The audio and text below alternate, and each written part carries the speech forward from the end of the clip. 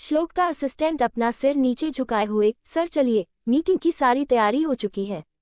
श्लोक भी सिर उठाकर ठीक है चलो। दूसरी तरफ इलाक्षी इस वक्त अपने कमरे में बैठी हुई थी और कुछ गहरा सोच रही थी कि तभी सुनिधि पारो के साथ कमरे में आती है। सुनिधि एक पैकेट उसकी तरफ बढ़ाते हुए, इलाक्षी ये लो तुम्हारे लिए, खोल कर देखो कि क्या है इसमें। इलाक्षी सुनिधि की तरफ देखकर मुस्कुरा देती है, फिर धीरे से पैकेट खोलते हुए देखती है तो उसमें बहुत सुंदर सा एक ब्लैक कलर का सूट था।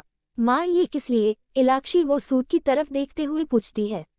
सुनिधि भी उसके सवाल को सुन मुस्कुराते हुए, जानती थी तुम यही पूछोगी। इलाक्षी आज रात को श्लोक के बर्थडे की पार्टी है, उसी के लिए है। इलाक्षी ये सुन हैरानी से सुनिधि की तरफ देखने लगी।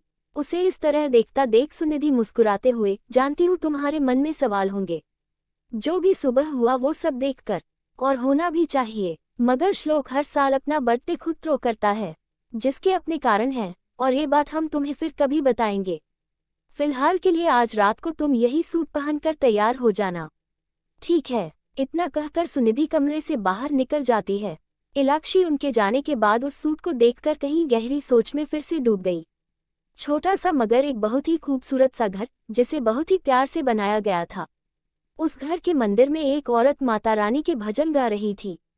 वहीं दूसरी तरफ हॉल में दो लड़कियां आपस में झगड़ रही थी। पहली लड़की, प्लीज दीदी आप ये ड्रेस छोड़ दो, इसे तो मैं ही पहनूंगी। दूसरी लड़की, नहीं छोटी, तू हर बार मुझसे जिद करके मेरी चीजों को मुझसे छीन नहीं सकती, और ना ही मैं ये तेरे लिए छोड़ने वाली हूँ, समझी तू? पहली लड़की, दीदी प्लीज आज तू इसे मेरे लिए छोड़ दो, आज मेरा बर्थडे है। दूसरी लड़की, नहीं छोटी, मैं तुझे ये ड्रेस नहीं दूंगी, ये पापा ने मेरे लिए बहुत प्यार से लाया था, और तेरा बर्थडे है तो क्या हुआ, तू जाकर अपनी ड्रेस पहन। उन दोनों लड़कियों के झगड़े सुन सुनकर मंदिर में भजन कर रही वो औरत बुरी तरह से उकता चुकी थी। वो औरत जल्दी से किसी तरह पूजा खत्म कर बाहर आती है। वो औरत बाहर आते हुए गुस्से से तंग आ चुकी हूँ तुम दोनों के रोज रोज के झगड़ों से, और तू क्या छोटी, तुझे क्यों हमेशा अपनी दीदी के कपड़े चाहिए होते हैं? और इलाक्षी तुम तो इससे बड़ी हो ना, तो दे नहीं सकती अपनी छोटी बहन को? इलाक्षी उस औरत की तरफ देखते हुए, क्या माँ आप हमेशा मुझे ही डांटती है? इलाक्षी मुंह बिगाड़ते हुए कहती है। तो तुरंत ही इलाक्षी की छोटी बहन, माँ ने मुझे भी डांटा है दीदी। इलाक्षी की छोटी बहन जल्दी से इलाक्षी की गलतफहमी दूर करते हुए बोल देती है कि तभी एक आवाज दरवाजे से आती है, अंशु। इलाक्षी और वो दूसरी लड़की जिसका नाम अंशिका उर्फ अंशु था, दोनों ही दरवाजे की तरफ पलटकर देखती है। दरवाजे पर एक व्यक्ति खड़ा था जो उन दोनों की तरफ मुस्कुराते हुए देख रहा था।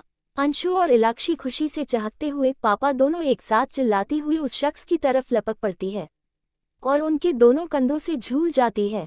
वो व्यक्ति भी मुस्कुराते हुए उन दोनों को देख रहा था। वो औरत उन तीनों के पास आकर, सब आपके ही लाड़ प्यार का नतीजा है, इन दोनों को तो बस एक मौका चाहिए लड़ने का, मगर फिर आपको देखते हुए देखिए कैसे सब कुछ कैसे भूल गई है। वो औरत मुस्कुराते हुए उन दोनों की शिकायत करती जा रही थी और वो शख्स इलाक्षी और अंशु के साथ उनकी बातों पर मुस्कुरा रहे थे। वो औरत तीनों को मुस्कुराते देखकर चिढ़ते हुए, बहुत मुस्कुरा रहे हैं, बस मुस्कुराया ही कीजिए आप लोग, आपको क्या है, मैं ही हमेशा आपकी दोनों बेटियों के झगड़े के बीच पिसती रहूं, और आप तीनों हमेशा मेरे मजे लिया करो। फिर इलाक्षी की तरफ इशारा करते हुए, ये आपकी बड़ी बेटी, कहने को ही बस बड़ी है, लेकिन है बिल्कुल बच्ची। छोटी बहन इससे मांगा करती है, लेकिन ये नहीं कि थोड़ी बड़ी बन जाए और उसे दे दे। फिर अंशु की तरफ इशारा करते हुए, और ये आपकी छोटी बेटी, इनकी तो बात ही क्या कहने, इन्हें तो सारा सामान अपनी दीदी का ही चाहिए, और इनका सामान जस का तस रखा रहेगा, लेकिन मैडम उन्हें हाथ नहीं लगाएंगी, इन्हें चाहिए तो दीदी का ही बस।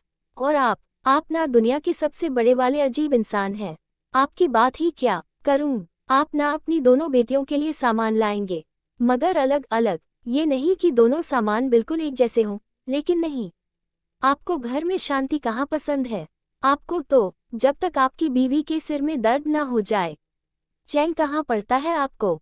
इलाक्षी की माँ बुड़बुड़ाती हुई किचन का सारा काम करती जा रही थी और इलाक्षी के पापा उन दोनों को कमरे में भेजकर किचन के अंदर चले जाते हैं और फिर पीछे से इलाक्षी की माँ को पीछे से पकड़ लेते हैं, जिससे इलाक्षी की माँ एकदम से चुप हो जाती है इलाक्षी के पापा उस औरत के कंधे पर अपनी ठुड्डी रखते हुए, तो आपको और क्या क्या शिकायत है मुझसे? इलाक्षी के पापा मुस्कुराते हुए पूछते हैं, जिससे वो औरत जड़ सी हो जाती है। फिर थोड़ा अटकते हुए, मुझे शिकायत? आपसे बिल्कुल भी नहीं। उस औरत की हालत खराब होती जा रही थी। वहीं इलाक्षी के पापा की पकड़ कसती जा रही थी। तभी अंशु किचन में आते हुए, मम्मा पापा आप दोनों क्या कर रहे हैं? अंशु की आवाज से दोनों झटके से अलग हो जाते हैं।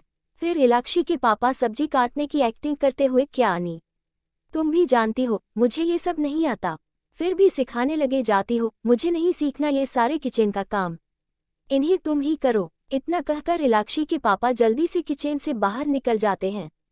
उनके जाते ही वो दोनों जोर जोर से हंसने लगती हैं। तभी दरवाजे पर खटखटाहट से इलाक्षी अपनी यादों से बाहर आती है, तो वो अपने आप को दूसरे घर में पाती है। उसकी आंखें नम थी, जिसे वो जल्दी से साफ कर दरवाजे के पास जाती है, तो देखती है कि दरवाजे पर पारो खड़ी थी। जारी है लेखिका प्रियंका गुप्ता। प्लीज आप लोग इस कहानी को भी पढ़िए और इसे भी उतना ही प्यार दीजिए जितना कि रूहानियत और आपकी नज़रों को देते हैं। और प्लीज़ जिन्होंने सब्सक्राइब नहीं किया है तो जल्दी से सब्सक्राइब कीजिए। आज का भाग आपको कैसा लगा कमेंट करके ज़रूर बताइएगा। तो मिलते हैं अगले भाग में। और जिन लोगों ने मुझे सब्सक्राइब नहीं किया है अभी कर लीजिए, ताकि आपको मेरी कहानियों के नोटिफिकेशन सबसे पहले मिल सकें।